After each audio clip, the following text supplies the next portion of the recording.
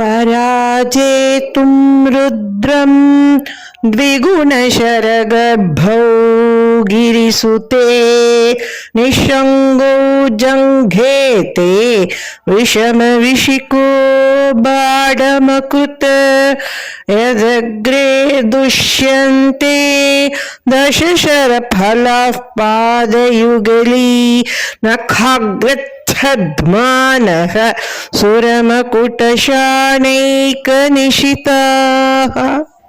தாயே, உன்னுடைய கணுக்கால்கள் பரமசிவனை வெற்றி கொள்வதற்காக மன்மதனால் தயாரிக்கப்பட்ட அம்பரா துணி போல் தோன்றுகிறது. தன்னுடைய 5 பாணங்கள் போதாமல் உன் கால் 10 விரல்களையும் 10 பாணங்களாக படைத்தான்.